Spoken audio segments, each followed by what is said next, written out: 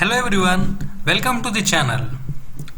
Today let us discuss about why America selected Hydroxy Chloroquine as drug for treating COVID-19. American president has chosen this drug on the basis of structured open-ended magical action. But what is the magic in the structure of the drug? For that we need to understand the structure of hydroxychloroquine as shown in the picture. In this picture there is a yellow color box which is a basic side chain, and this basic side chain is going to create the magic and is going to treat COVID-19. But how? For that we need to understand the autoantigen presentation pathway and the consequence of autoantigen presentation. So when the autoantigen presentation occurs, it leads to expression of pro-inflammatory cytokinins. So when the expression of pro-inflammatory cytokines occurs, it leads to inflammation of bronchial tube in the lung. So when there is inflammation or swelling, it leads to minimum oxygen supply to the lung. When there is a minimum oxygen supply to the lung, it leads to death of the patient. So to arrest that, our HCQ is going to interrupt this autoantigen presentation by accumulation in acidic lysosome, by converting acidic lysosome into basic lysosome with the help of basic side chain of its structure, as I referred to you before. And when the lysosome converts into basic lysosome, then the lysosomal enzyme secretion into the autolysosome will be arrested. So when there is no secretion of enzymes into autolysosome, it leads to no antigen presentation.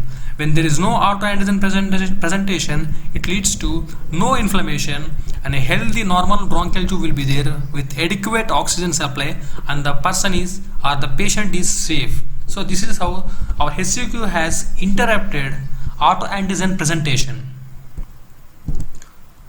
So one more pathway is TLR signaling or toll-like receptor signaling. And what is the consequence of TLR signaling? It leads to expression of pro-inflammatory cytokines, especially interferons. So when there is expression of pro-inflammatory cytokines, it leads to inflammation or swelling, then inadequate oxygen supply, which leads to death of the patient. So to arrest that, our HCQ is going to deposit or accumulate within the acidic endosome. So our acidic endosome will be converted into basic endosome with the help of basic side chain of HCQ structure. So with the help of this, the TLR signaling will get arrested. In the same way, the CGAS sighting signaling will also get arrested. So in this way, there is no expression of pro-inflammatory cytokines, hence no inflammation and adequate oxygen supply to the patient, and patient is safe now. In America, the Food and Drug Administration (FDA) has kept ban on HCQ, but today, because of its emergency requirement, the HCQ was authorized through emergency authorization despite of inconclusive clinical proof of their efficacy.